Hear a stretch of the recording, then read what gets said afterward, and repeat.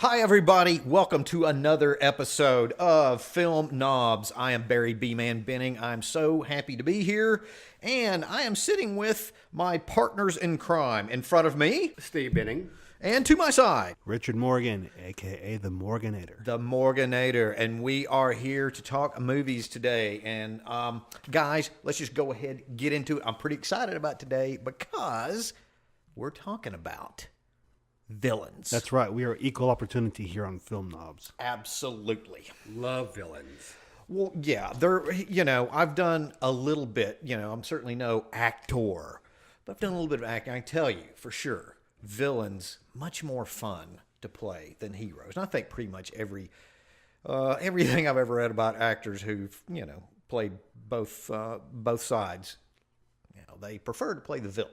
So why do you think that is? You have an acting background. Well, the reason I think it is because you get to be the person you kind of secretly want to be sometimes, but society says, nope, can't do that. You're freed. It frees you up. And don't they get the better lines? Exactly, they get the better lines. They get better everything. It's cathartic. It's cathartic to be the villain. It's like, well, you guys know, my life somehow always comes back to Seinfeld, basically, episodes of Seinfeld. George Costanza.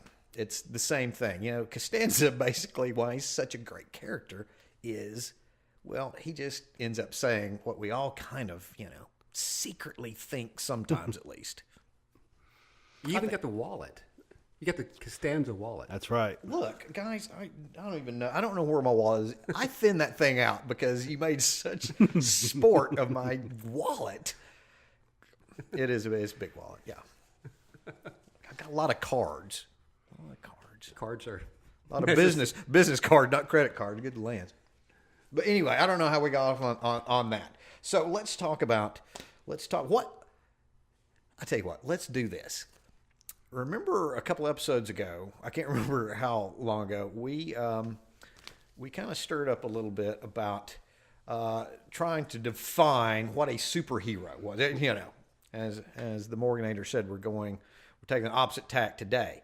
So we tried to figure out what a superhero was, define it. Let's define what a villain is. And see how, much... Because the superhero discussion went so well last time. It did. Yeah. And we still don't know if Batman is a superhero. Well, we got some... No, we really don't. Oh, I do. I we know, had but some interesting responses from that. We did. I think someone told us they were even shouting. Still trying to sort that shouting out. At us. Yeah. So let's try to get these people mad again. And what is a villain, guys? I'm going to be smart enough. I've got the mic. I'm throwing it to you guys. What's a villain? Rick, what is a villain? Oh, if they throw me into the bus. Yep, I believe you were you had to take it the first. You had to take what a superhero was the last time first. We are the villains in this. You are the villains. See what I did there? Well played. Thank you. Preservation. Yep. So, all right, sink or swim, Morganator. What's a villain? The villain is not the hero. Well, but is the villain the protagonist or the antagonist? Well, normally he's that. Normally, I would say 95% of the time he is the antagonist, but not necessarily. And I believe you have, or somebody had, I thought, an example of possibly, and this could start a fight, how that switched around in a certain movie. And what was that?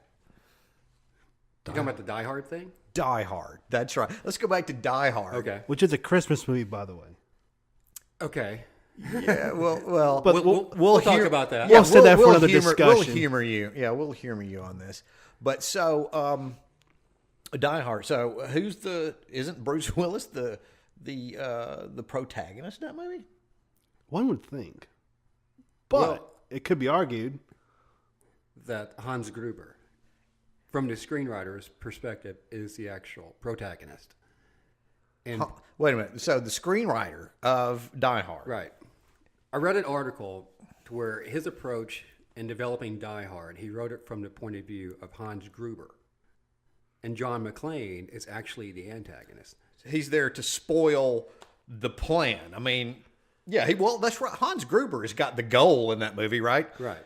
the goal is to, steal all the money. And here comes Good old John McClane. good old John. Which harkens back to our superheroes discussion, because what superheroes do is basically wait for the villain to do something. So it's just a matter of perspective. Well, yeah, but like I said, I think most of the time, Good most of villainy the is a time, matter of perspective. is not. It's not much of an argument. The most of the time, Right. the villain is the antagonist in a movie.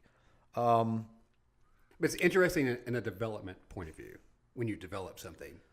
But in actual films of the terms of a film, yeah, it's really two different discussions. But now I think you can also make the argument that, I mean, the antagonist in a movie is not necessarily what we call a villain, right? I mean, take let's see here, The Fugitive. Mm-hmm.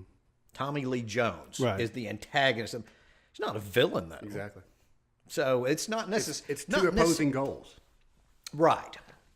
Exactly. But a villain, I think most of us, or at least I do, to be a villain, if to move up the ladder, let's say, if it's moving up exactly, from antagonist to villain, there's got to be a certain amount of evil intention going on here. Would you agree with that? Okay, or is it the amount of badness that is going on? Does that define what the villain is? I think it could vary. For example, look at what happened, this year with Thanos. Why is Thanos such a good villain?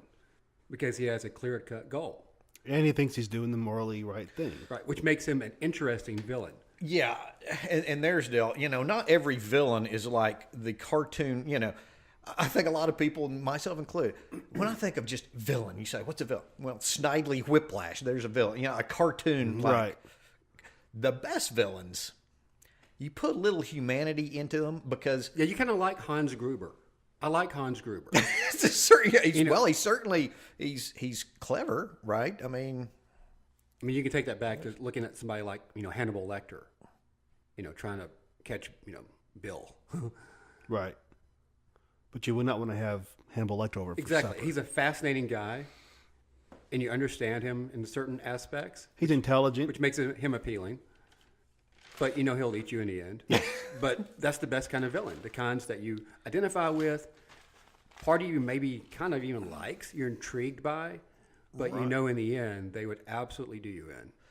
well, and that's in real life. Let's look at it this way. And I mean, I hate to use but it's most people who you would consider villains in real life.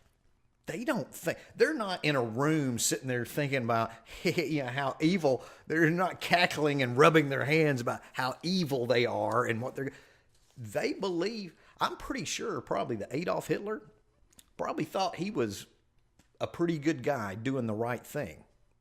Of course, he wasn't. But I mean, most people, no one considers themselves the villain, right? So just kind of a matter of If you're a perspective. sociopath, Well, but even then, Maybe. even then, I'm not. I mean, there sure are if they- some villains that do enjoy villainy. yeah. Yeah, there are some that just enjoy Well, in the your movies, purity. but I'm saying I'm just Face saying. Off. Remember Face Off? The guy knew he was a bad guy. Right. He just Oh yeah, enjoyed but it. Right. I'm saying that, in movies, in movies that's the case. I'm saying that's why the most effective to me, the best villains in movies, for the most part, do have a little bit of something that we can see in ourselves. That, like, you mentioned the Thanos thing. Yeah, That's what makes that very intriguing. Is he believes he's saving. Yeah, he's motivated. Yeah. It seemed like the best, not always, but the best villains are motivated villains. And you understand their motivation even though you don't always agree with it, hopefully not. Like Thanos, like, the Hans Gruber. I'll tell you what, sometimes though, you say motivated, I think most of them, but I think especially starting with the 60s, the 1960s, that's when you started seeing a change in villainy a little bit, and we can certainly go back even before that later on, but and what makes this kind of even creepier in a way is the villain that's not particularly motivated, just kind of the pure, take all right, 1968 was a pretty good year for villainry. You had, that was the year that Night of the Living Dead came out. Now, you've got your villains, the zombies in there. Well, they certainly they don't really have any kind of plan or motive other than just to eat people, right? So, that's kind of a scary thing in itself, too. When you're, or same year, the movie Targets, where you've got the shooter who just, this was a kind of a new thing, too, that just goes out and seems to just randomly, start shooting people without any real, just to kill. Yeah, the ones that just do things you just don't quite understand. It's like one of my favorite movies of the past, well, golly, it's been that long, over the past decade, No Country for Old Men. That's a great example. Anton Chigurh. I've seen that movie probably 5 times. I still don't understand Anton, but that goes back to Tommy Lee Jones' point that sometimes you run up into things you don't understand. He actually says that. And what you're talking about personifies exactly what you're saying. That some things, people just do things you just can't figure out. There's no rhyme or reason. And that is terrifying.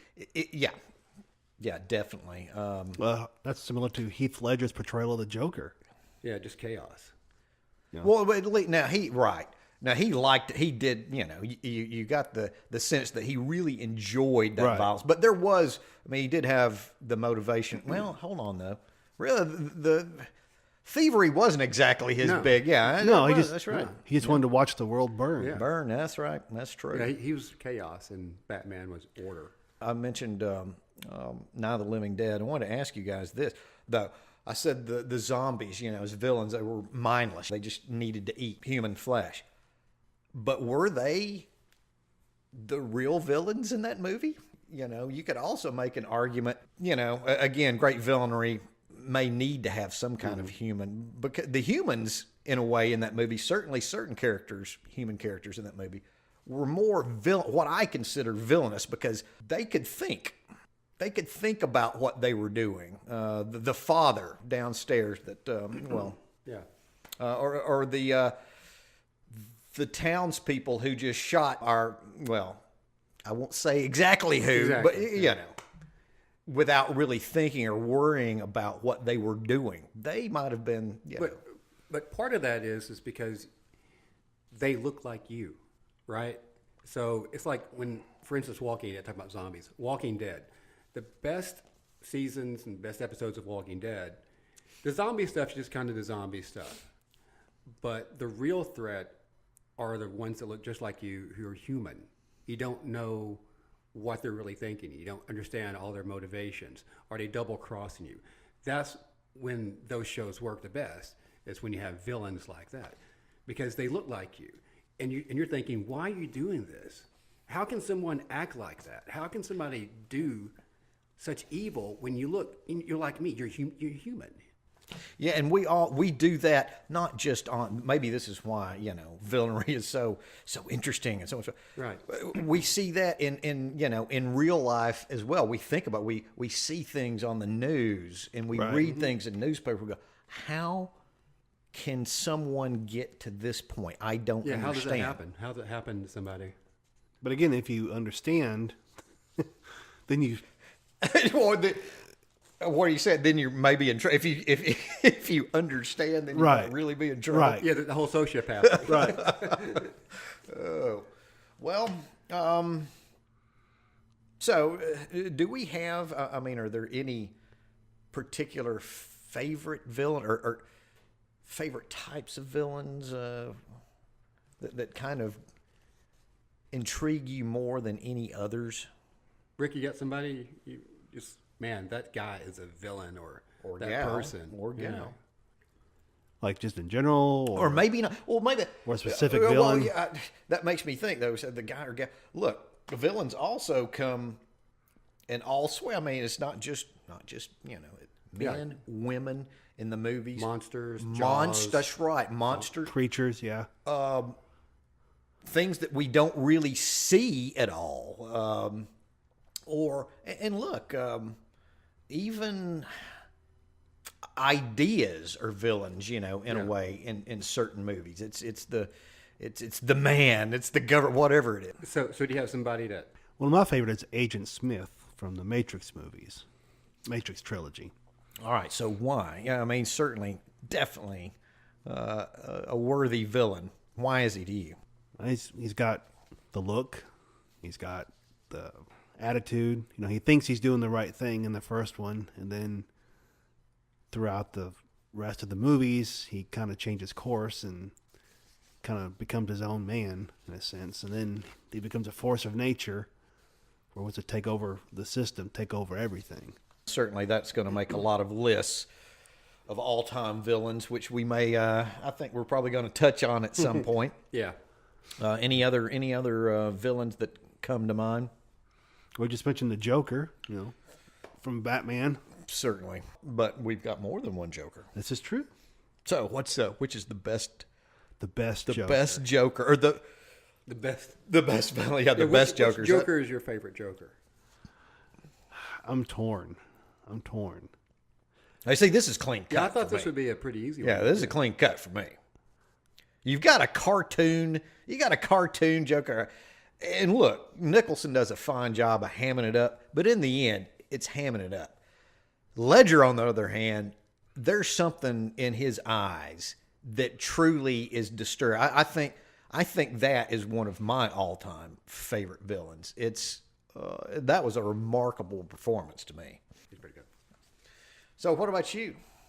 Well, I kind of talked about one, the Anton Chigurh. Right.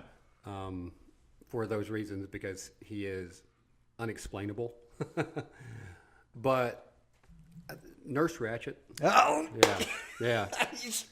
You stole it right out from memory. Good job, buddy. Yeah. One Flew Over the Cuckoo's Nest.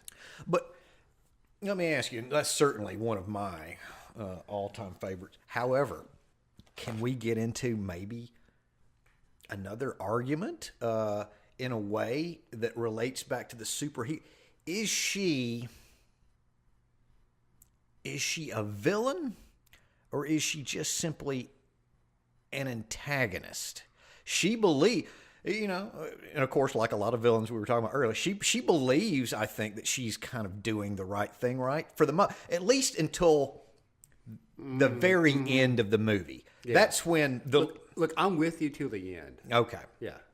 Yeah, she could make the argument that, well, I'm just doing what the rules say, and we've got to follow. If you don't follow the rules, well, how in the world? I'm with that argument up until the end, and when with her treatment of Billy, and she was obviously she enjoyed the fact that she made him very nervous in that last scene, and that's when she stepped over the line. I thought the entire movie she enjoyed the aspect of torture and making people suffer, being in power. Yeah, that is truly. She is a truly terrifying figure. Right. That was, and she really didn't have, when you come down to, she didn't have a ton of screen time in that movie, but she's great. That was one deserving Oscar winner for Best Actress for that. Yeah. A shout out to Louise Fletcher for that. She wasn't really allowed to do a whole lot more after that. I don't remember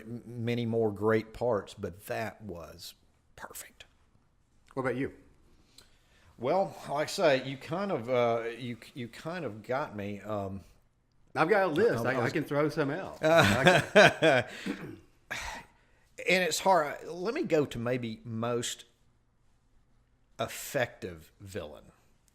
The one that bothered me, it just disturbed me the most. I mean, it's funny because watching a lot of villainry we kind of get a vicarious joy and thrill out of it, right? Mm-hmm. Mm-hmm. But there's some that are just so disturbing that I can't really get any joy out of it. From Schindler's List, Ralph Fiennes as Amon Goth. Yeah, he is truly, and really truthfully should have got the Oscar. Ralph Fiennes should have got right. the Oscar. I think that is I can't watch that movie again. I just can't. His character was so horribly evil. I don't know. When it gets me feeling like that, then I know you've done a pretty good. another example I mentioned, and it's another movie I can't watch again, but and this guy's very good at playing bad guys. Michael Rooker in Henry, Portrait of a Serial Killer. Holy that's one of those I only saw one time. Holy moly! It's you I'm go giving that one shot. That was it. right. Even I wonder as an actor, how do you go home? How do you slip in and out of a character that is that totally evil? I don't know how you can do it. My hat's off to both of those guys for that, and for anybody that can do it. It's got to be tough. So all right. So I just kind of wrote down, for example. How about Gordon Gekko? Definitely on my list. Yeah, Gordon Gekko. Wicked Witch. Oh, most certainly. Now she's definitely Right? Definitely, and well, her counterpart in real life, I never can remember the character's name, and she wasn't easy to take either. Hal. Right, and Hal, that was 2001. Right. And you know what? The same year, I was saying that 1968 was a big year for villains. And that was another new type of evil, if you will. Artificial intelligence. Now, we had before that year, there certainly had been like robots that were, made and creative. Hal was, supposed to be, it was a little bit more realistic, obviously. And it jumped up, and that was a new kind of evil, and that's a very pertinent. Right now, we're still wrestling with the whole AI question.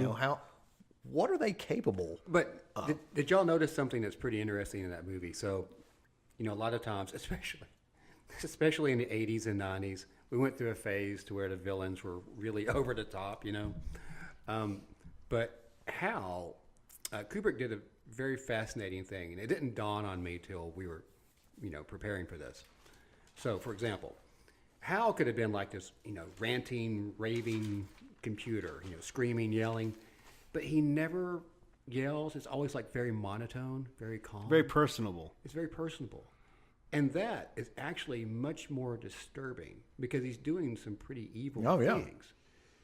The whole we're talking about sociopaths and things you don't understand or things that don't quite fit. This block doesn't fit with this block. So when he just keeps the same calm tone, Dave, I'm sorry, Dave, the whole thing, that's chilling. That's terrifying. Yeah, well, exactly. When you're doing something very, violent or evil, and you do it in a way that's, your behavior it's like is very matter of fact. Exactly.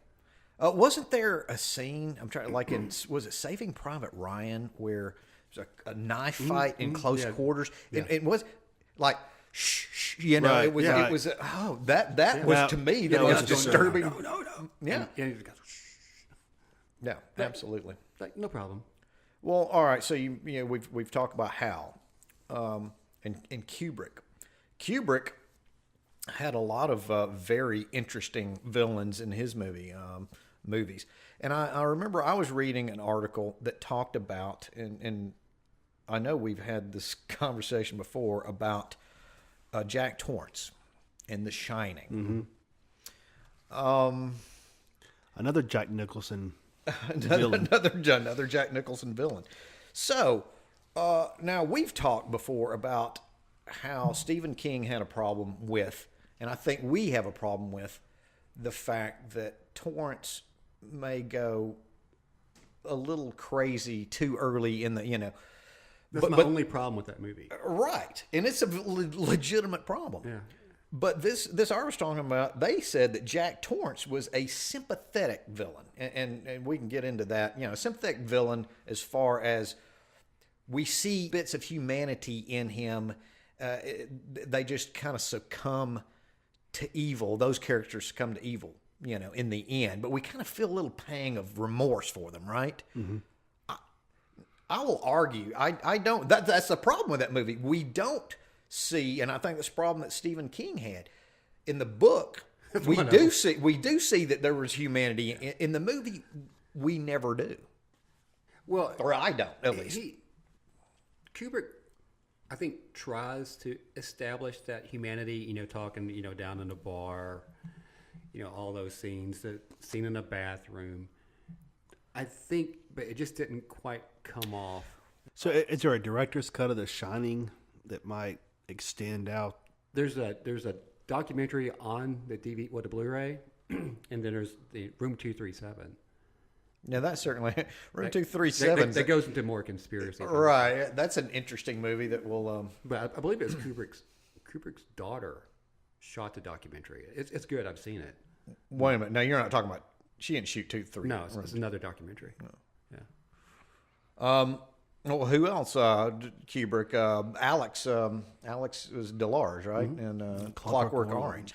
There's another very interesting villain, and is he?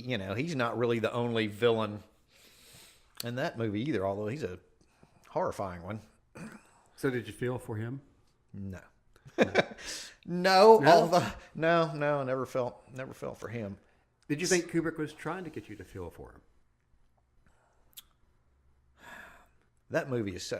I tell you what, that movie is hard to parse, hard to dissect. Because I think in some ways, see, this is where the whole talking about The Shining thing, to where I think it works maybe a little better in A Clockwork Orange. I think he was trying to do the same thing in The Shining and just didn't play the same. The same kind of pathos that Kubrick brings to his film.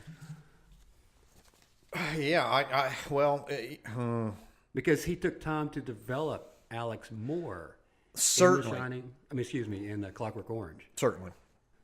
I definitely will agree with that. And there are bigger, I say bigger, there are other questions in play in that movie as well as to, what society, does to him afterwards. Or, now we have to, well, wait a minute. Is that right? Yeah. To where The Shining was, Kubrick just wanted to make the scariest horror movie ever made. I mean, he pretty much stated that. Tell you another guy who was pretty good with villains. Another director, Alfred Hitchcock. Yeah, my favorite director. I'll say it every time. Well, all right. So your favorite director. Name one of his villains and tell us. Let's talk about why is that such a good villain or an effective villain, maybe. Well, the easy one would be, of course, Norman Bates.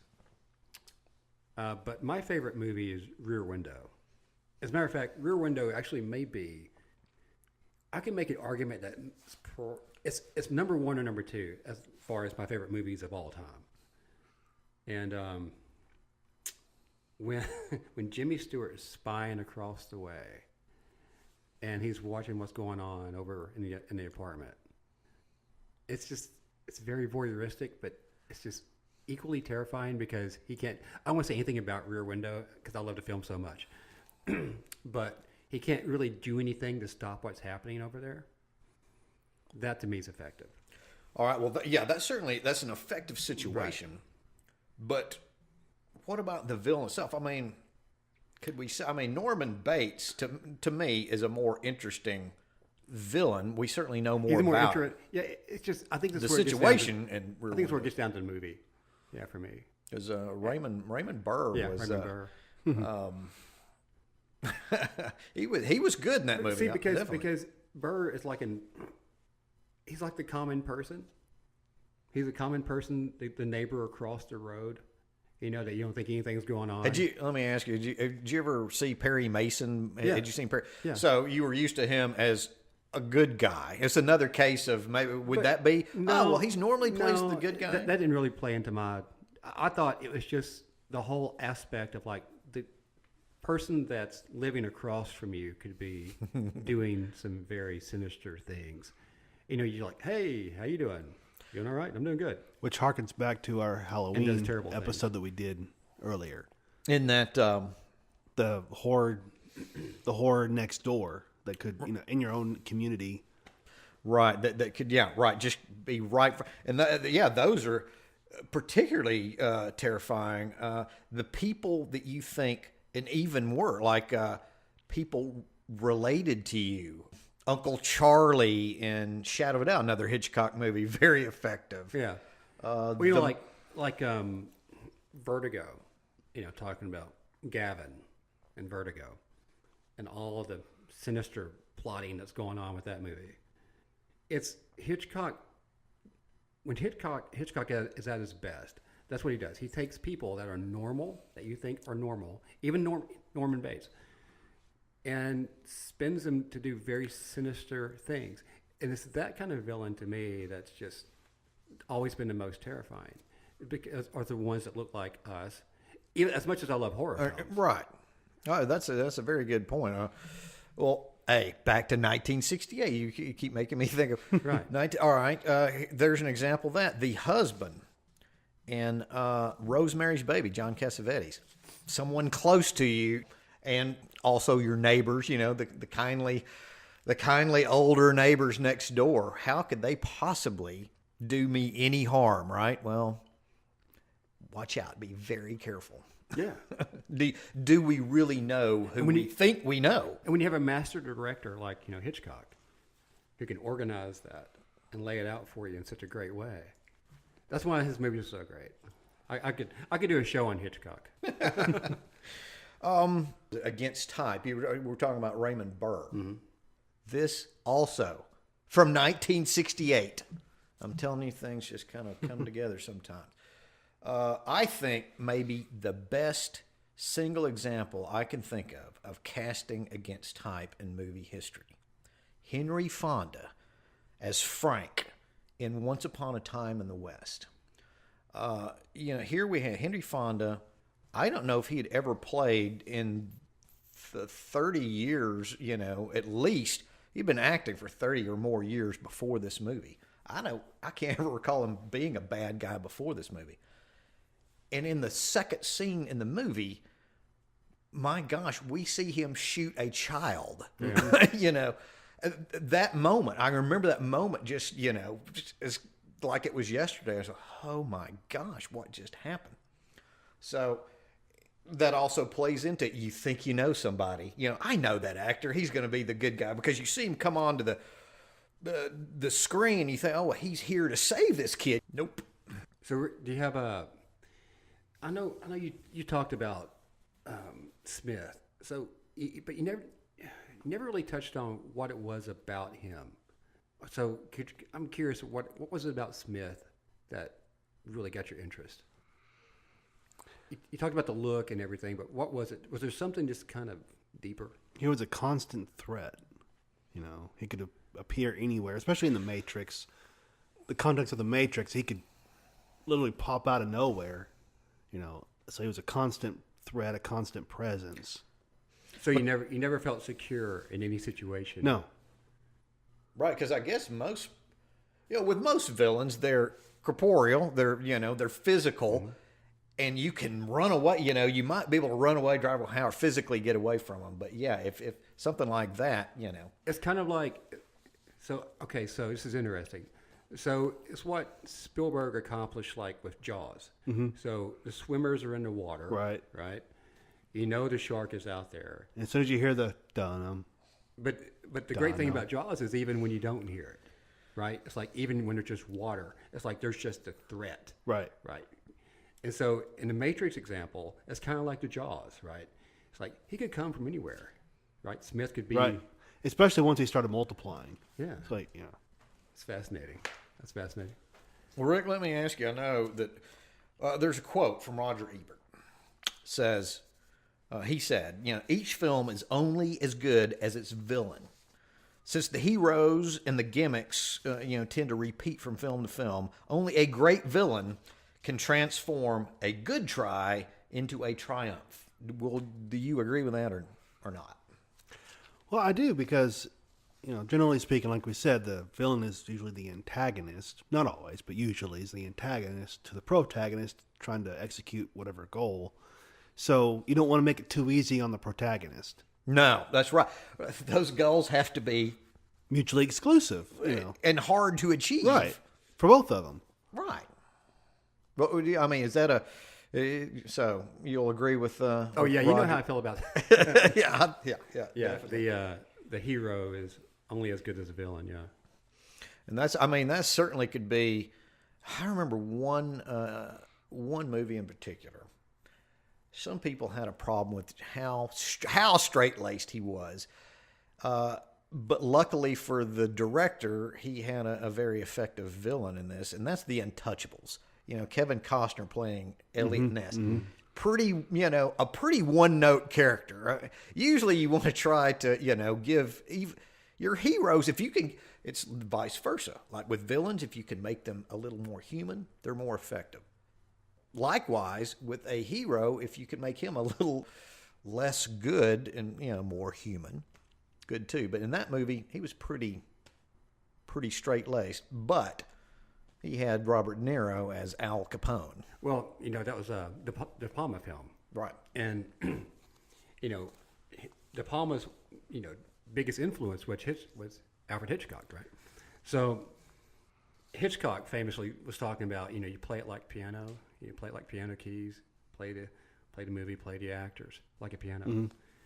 And so in talking about the ebb and flow of characterization in a film, Kevin Costner is more kind of one note, Elliot Ness, Capone, he's by default, Capone is a big figure. But since it is by default because he is such a big figure being Al Capone, it gives you more leeway to do different things. Because you expect Al Capone to be very boisterous and loud and crazed. But when he's silent, it's like playing the piano. It's like playing like an instrument. That's why that film works so well.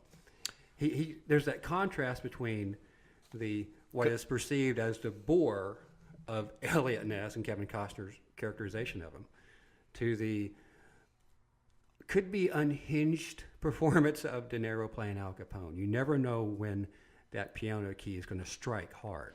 That reminds me, I guess, the scene I think of the most when you put it that way is the table scene. Exactly.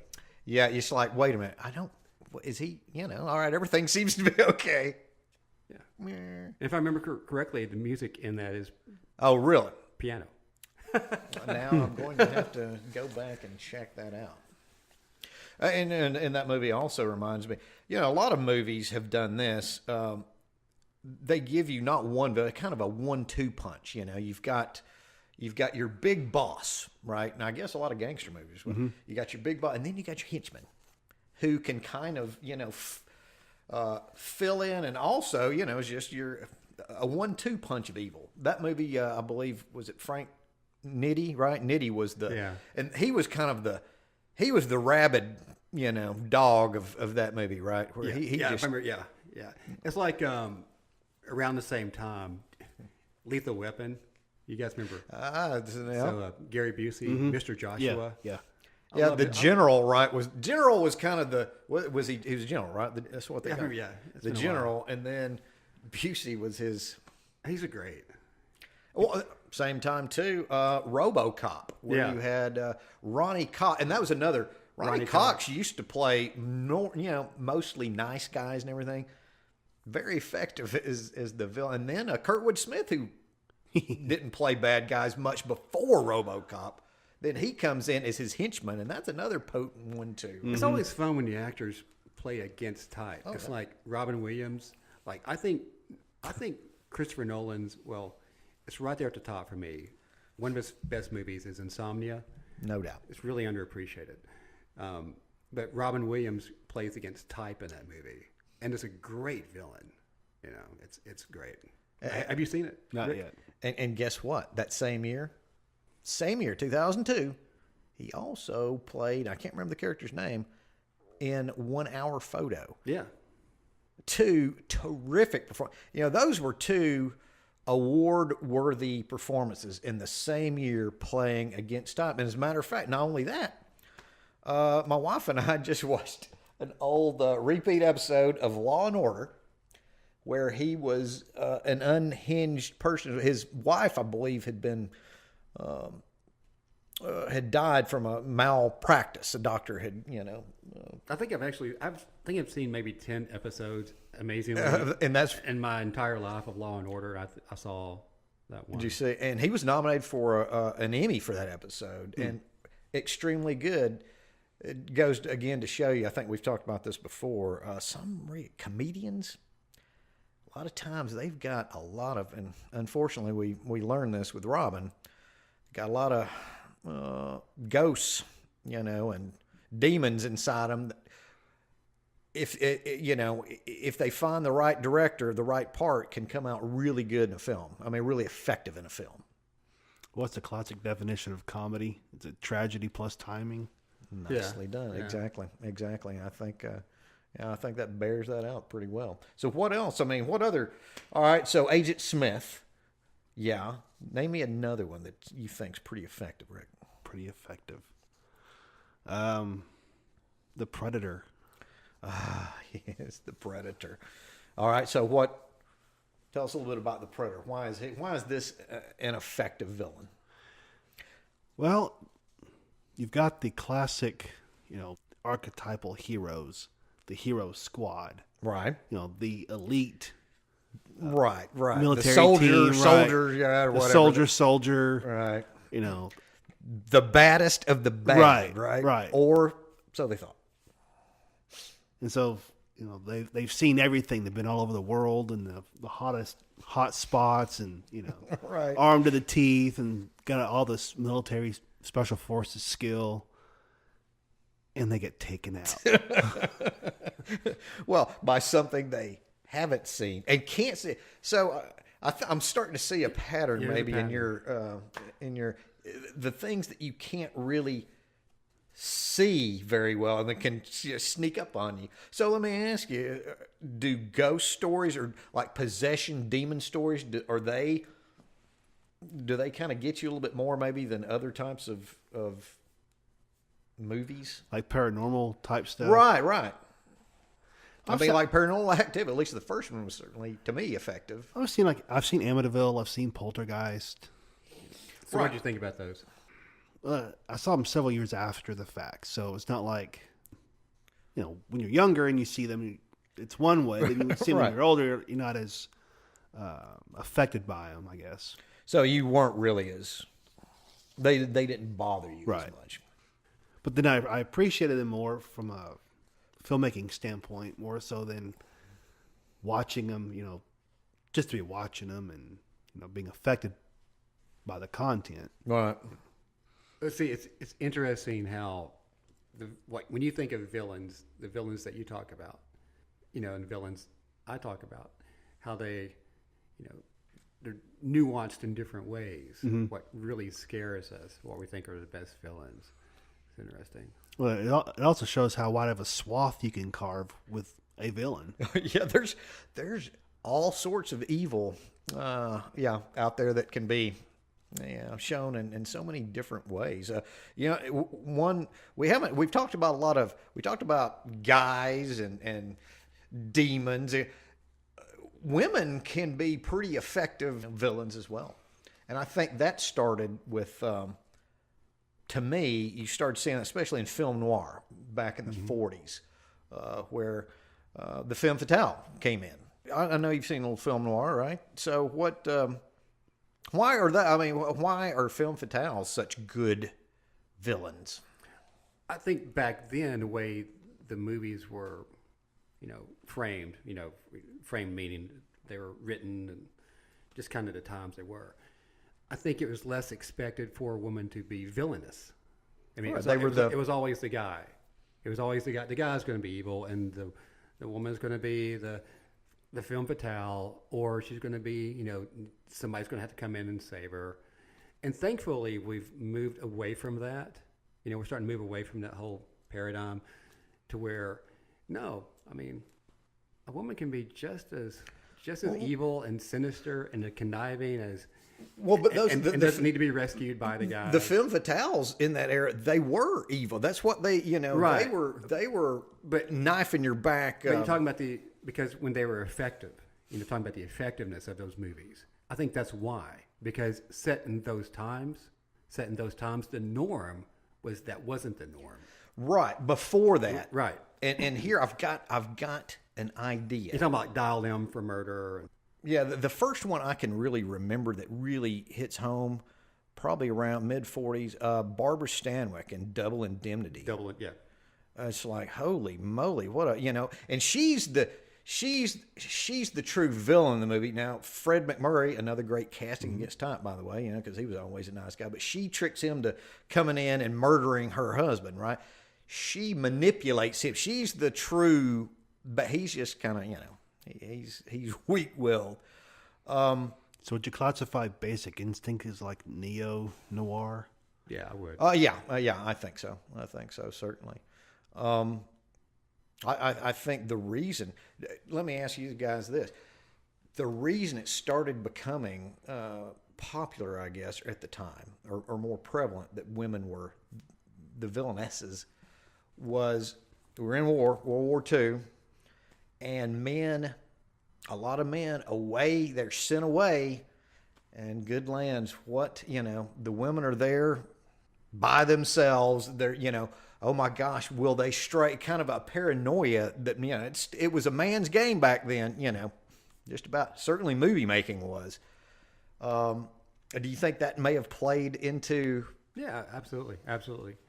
I remember, okay, so when I first time I saw Alien, I was like, okay, Sigourney Weaver, bunch of guys. I won't go through all the whole, Dallas and all the other characters.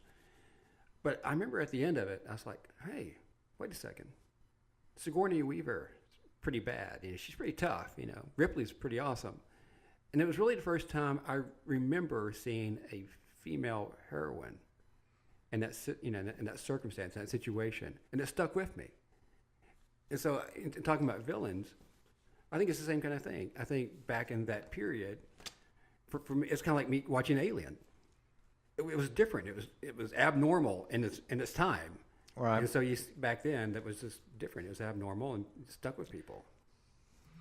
And developed a whole new subgenre, film noir, to film fatale. Because that's how rare it was. It's like Lady Macbeth in the Shakespeare. Yeah. Was she like the first quintessential villain?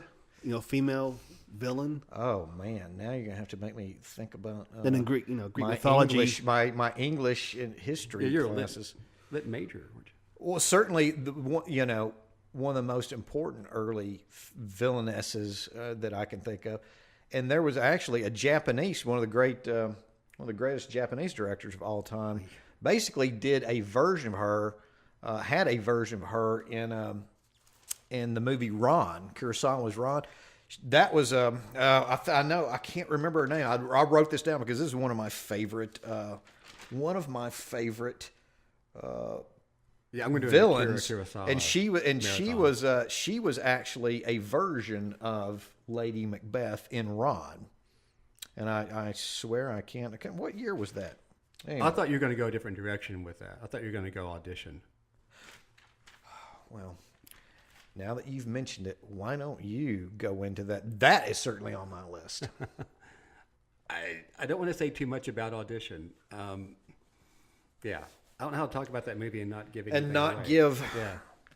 Well, I guess maybe, yeah, that's one I can see not wanting to. Because we won't tell you who it is, but who. They've talked for years. They years literally talked about doing a remake of this movie, or at least an American version of it. I certainly hope that doesn't happen. No, it's fine. It's fine the way it is. They're not going to be able to top that. Well, there are two, and then back to again, some of my all-time favorite villains are females, and going back to the old days, Anne Savage in Detour, just a bat bleep crazy performer. I mean, I was like, where did they find her? And then Good Lands. I saw or how about Detour when I was in school, and they did like a laser disc version of Detour. I couldn't run out of the auditorium fast enough. I really couldn't. But I think it was because she was so effective. It literally almost drove me crazy.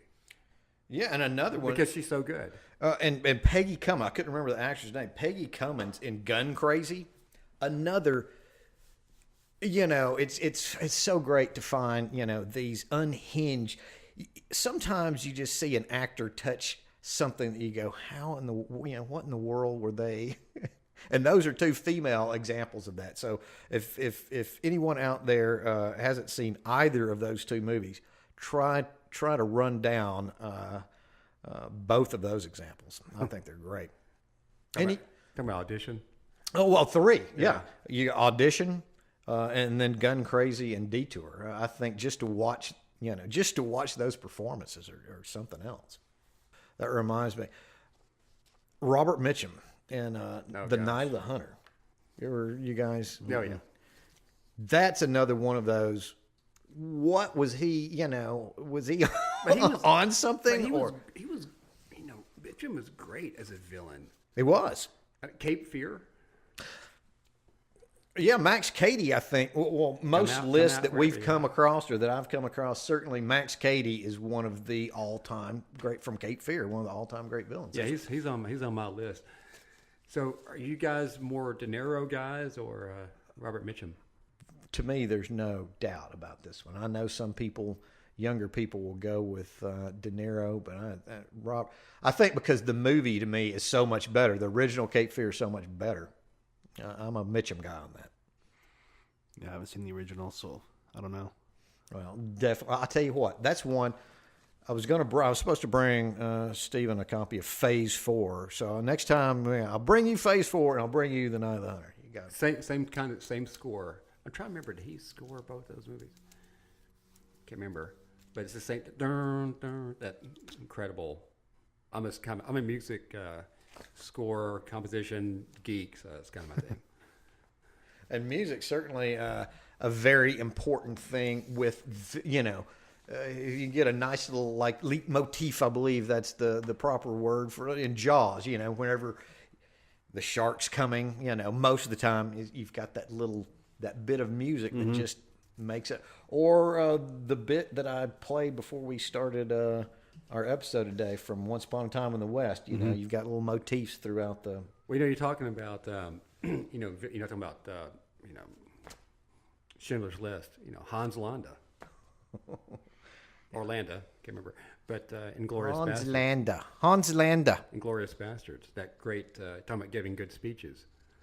I think it's like that 18.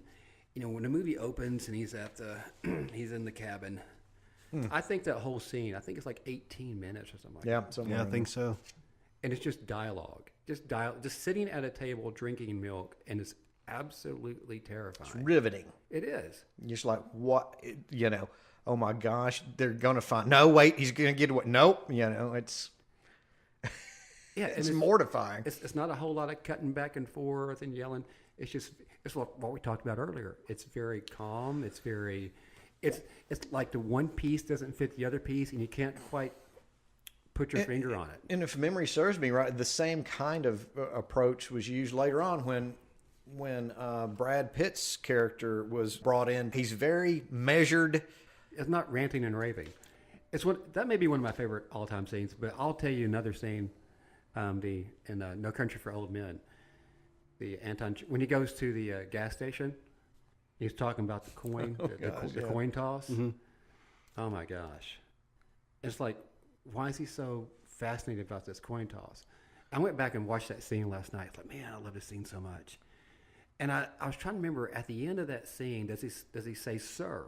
Does he call the guy sir? I don't want to give it away. Does he say sir to the man? And don't put it in your pocket, sir. Talking about the coin after the coin toss. Don't put it in your pocket, sir. And I thought, what a strange thing to say. He's very polite. Instead of don't put it in your pocket or don't put it in your pocket, don't put it in your pocket, sir. But isn't it weird? Isn't it weird? Like one little word changes up the whole dynamic of that scene by being polite and saying, sir. I'm going to have to go back and watch it. It's been a while since I've seen it. Yeah, go back and watch that and think about what that really means when he says that. Speaking of great speeches, so Password Swordfish, anybody? It's been a while. What now? John Travolta. Swordfish. Yeah. I haven't seen it. Yeah, it's been that was a guilty pleasure. The whole opening scene. That's pretty cool. That was a guilty pleasure. All right, you're going to have to refresh me on that. It's been a while. I just remember he gave this wonderful speech, opening speech to the movie. And then it comes back at the end and bookends it and picks it back up. Well, I think I got Halle buried in that movie. I got Halle buried in the bus. And for some reason, those are the two things that I remember the most about. So I remember liking the movie, or I'm kind of like you. it was a bit of a guilty pleasure, but I remember like John Travolta. He's a good actually, villain. John Travolta could play a good villain. He was very good in Pulp Fiction. I thought he was good. A lot of people didn't like this movie. I thought he was a very effective villain in Broken Arrow. Broken Arrow, yeah. I know he's played what else? He was kind of the villain in Face Off. right. Well, he's Until wait a minute. He does. He starts out as the good guy. I always Right. get that confused. Yeah, Right. he's the agent, and then right. right. Battlefield Earth, he did a decent job in a horrible movie, you know. Oh, that one. Well, yeah, that's a show. That's a show right there for sure. Man, oh dang. Yeah, we haven't even touched on, like Darth Vader. Darth Vader. What? Who? Yeah. Who? Kind of a minor character. Let's talk about this minor. Let's talk about this minor character from this cult film Star Wars. Darth Vader seems to have kind of endured as a villain somewhat. What makes Darth Vader such an imposing, villain? Why has he stood the test of time? Well, he has a whole mythology around him. That is true. They did, yeah. There is a big story. He single-handedly destroyed the whole Jedi Order. Yeah, I guess there is that. He wills a lot of power, He does. but not in a particularly nice way. No. Although he started out as Anakin, so back to what we talked about earlier, having a human story. Right. Yeah, that is a good point because we kind of think, I think most people, I know I do, I think of Darth Vader as, the pure evil type. But really, in effect, he's not he does have, and we learn still has a little bit of humanity left in him, right? So maybe that is why he's endured over some of the just, really pure evil. So he's a villain that has a full arc. I mean, even before the prequels. Right. I mean, no matter what you think about the prequels. Right. But between, Star Wars, Empire, and then Return of the Jedi, there's a complete arc there. He comes full circle. I mean, Emperor Palpatine, or Senator Palpatine, is the essence of pure evil. He is the personification of what Sith, the Sith Right. are. It's that pure evil, like you were saying. But Vader brings that humanity and trying to. It's like I want to say that Lucas. I may be imagining this because it's interesting when you think about the prequels. That really is Darth Vader's story, right? Mm-hmm. Anakin. Yeah, Anakin's story. Just kind of. Well, is this, one of the cases of, I'll parallel, I was trying to think of what to put. I'll parallel it with Solo. Is this a case of, hey, some characters, I want to know maybe a little bit about their backstory, but I don't necessarily have to have the whole damn thing filled in. I want to leave some of that to the imagination. Is that I was possible? completely satisfied. I didn't need to know. I didn't need the prequels because it's like we were talking about. I thought those movies completed Darth Vader's arc. It brought him from, this essentially like you were saying, villain. This this epitome of evil, like we thought in Star Wars, to this very human character, flawed, that comes full circle and changes. But like we know with any franchise, though, they're going to try to milk it. You got to step it about 10 spaces too far. Well, certainly, I think now, and we've talked about this before. I don't think the last or this newest trilogy, at least the first two episodes, I don't have as much against these two as I did the previous three. But I know that there are certain people who, and a lot of fans who have not liked these last two at all either. So. So, okay, on the whole characterization of evil. All right.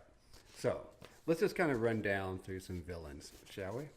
So, are we taking a particular list that we found and play with, or is this what? I've got some lists I printed off too. Okay. So we have the AFI, right? AFI. Yeah. All right. Yeah, I got AFIs. All right. So let's go with their 10.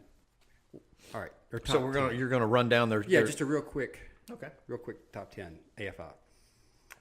Number 10, the evil queen from Snow White. She's pretty evil. She's pretty bad. Number 9, Reagan from The Exorcist, which I don't really see her as a villain. It's Reagan as possessed by demon Pazuzu. Number 8, we have Barbara Stanwyck, something we talked about a little earlier. Double Indemnity. She made it up to 8. Oh, look, and by the way, that's one of my all-time favorite villains, but that's a little higher than I would have thought, maybe. Number 7, here's a good one. Alex Forrest, Glenn Close, Fatal Attraction. Yeah, that's that's one that a lot of our listeners. It's a little bit more recent, and I can see that. Although, do you realize the first 4 that you've mentioned, females, All female, and all great. Number 6, Mr. Potter, It's a Wonderful Life. One of my favorites. Number 5, Nurse Ratched from One Flew Over the Cuckoo's Nest. Number 4, The Wicked Witch. Number 3, Darth Vader. Number 3. Wow. Well, who could top Darth Number Vader? 2, Norman Bates from Psycho. And then, of course, number 1, Dr. Hannibal the Cannibal Lecter. So let's look at the ranker list, because we're big fans of ranker. Number 10, somebody we also talked about earlier, Agent Smith. That's right. Your first favorite that you mentioned, yeah. Number 9, Terminator. Number 8, Jack Torrance, of course, from The Shining. Which we talked about earlier. Number 7, we haven't talked a lot about comic book characters in superhero movies, but Magneto. Who would be a super villain. There we go. Indeed. There's that discussion. 6, Palpatine, Star Wars. Number 5, Freddy Krueger. Number 4, Lord Voldemort. 3, Hannibal Lecter. 2, Darth Vader. He moved up one. And number 1, the Joker. Joker. I'm going to assume, you should never assume, I'm going to assume this is the Heath Ledger. Yeah, I would say most of voters think about the Heath Ledger. Well, So compare and contrast. Which one are you more AFI, or are you guys more of the ranker list? well, for me, it's no doubt that the AFI list is, I think, the better list as far as it's more inclusive. It goes back further. As I said, ranker list, you're probably going to have people that maybe haven't seen as many of the older films, and they tend to, I believe, all of these characters. The oldest one there is Freddy Krueger, as far as when that character was created, first seen on film, I should say, and that's 84. So while there's definitely some really mean villains on there, the AFI to me is easily the better one, or more accurate one. Rick? You're ranker or you AFI? I've seen more of the ranker movies than the AFI. So, just by default, from that standpoint, I would go with the ranker list. Yeah, okay, so I'm a little bit in the middle. Like, I would include Joker in the top 10. I'm not exactly sure. Well, I'll tell you who I'd bump out. I'd bump out Reagan on the AFI list for sure. I can see that, yeah. Yeah, because she's actually possessed by the demon. So she's a victim more so than a villain. Yeah, she's Right. She's the vessel for the true villain, right? Yeah, so I'd get Joker in there, and Terminator would be an honorable mention. He'd be right there. But now we're talking about Schwartz now. See, I would have as the villain. It's funny. Maybe it's because he wasn't the villain after one. The T-1000 maybe more is the scarier. But talking about the Ralph Fiennes and Schindler's List, he's actually number 15. That's way too low on AFI. Terminator is number 22 on AFI. I was scanning through here real quickly to see what a Joker is, but Norman. Well, I see Norman Bates down. See again, Norman Bates. He didn't. He was number 2 in AFIs and number 14 in rankers. Your guy Shiger hit 17 in ranker. I don't see. Where is he? I don't see him. And that's. I think what's odd, there is, at number 45 on AFI, there is the Joker Jack Nicholson from 1989. And I do not, I'm making sure before I say it, I do not see the Heath Ledger Joker on AFI's top 50 villains. Well, that would certainly be a knock against the AFI. I don't see it either. Oscar, When was the? Let's see. What's the newest? I I wonder. think the AFI list might be from 2013. Well, then it's still. I mean, Yeah, it should be. It should be. We'll have to check on that because certainly that's the one. That's an Oscar-winning performance. Deservedly so. Yeah. But again, overall, I think looking like on AFI, I see Noah Cross, someone that we haven't mentioned from Chinatown, a truly heinous villain. Annie Wilkes from Annie Wilkes, Misery. definitely. Oh my goodness. Oh my goodness. Eve Harrington and All About Eve on the AFI list. It's and then maybe my favorite gangster. The gangster genre really provided a lot of great villains, in the 30s and 40s. And my favorite maybe Cody Jarrett, played by the great James Cagney in White Heat, makes it to number 26 on AFI's, and that's truly one of the great villains, one of the great endings to a movie too. I was scanning through the AFI list. I was looking for one of my favorites, Captain Vidal from Pan's Labyrinth. I hated him. Yeah. It was I know you're not supposed. I really hated him. And it's funny that such a great performance, you don't but hear I hated that. him. I agree 100% with that, but you never. That name doesn't get thrown around with the great villains very much, and it's easily one of the more detestable villains. It truly is. Certainly the last in this century, let's say. Well, all right, guys. I think it's funny. All right, we've touched on a lot of really heinous, evil villains, and I don't think we've even looked. There are pages upon pages.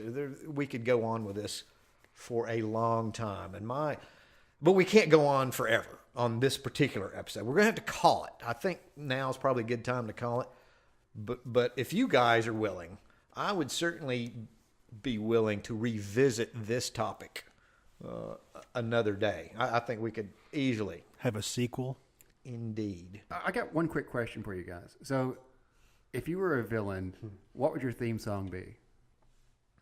Matter of fact, hit us up on Twitter. If you were a villain, what would your theme song be? Oh, please don't say at Film Nobs. Please don't say "Singing in the Rain." We'll have to notify the authorities right away. Rick, you got one in mind, just real quick? It's probably several. Okay. Pick Okay. one. Just just go with one. Just go with one. You got one. No, hold on. No, let me clarify. While he's trying to figure out to pick, amongst the ones he's got in his mind, is this?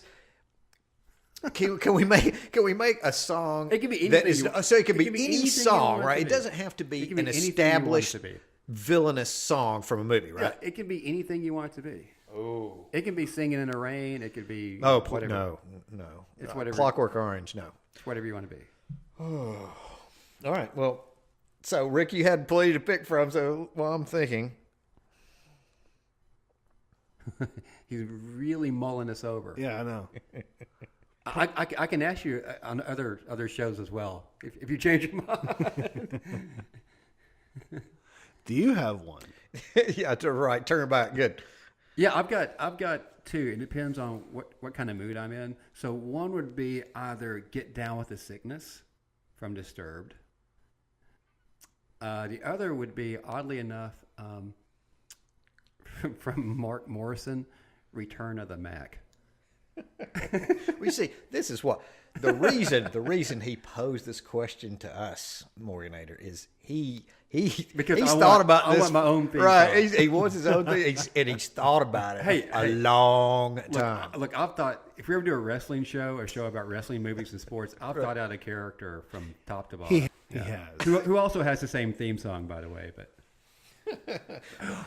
maybe that's my alter ego. Maybe that's why the villain, I would want to play a villain. That's what it would be. It all ties together. See how we're bringing this home? The theme song, alter ego. So you look like you have something brewing over there. You got a song? I do, because you took mine. I'm sorry. I'm a villain. That's what I do. Exactly. That's pretty villainous. You and your villainry. Well, what is it? My second favorite Disturbed song would be Indestructible.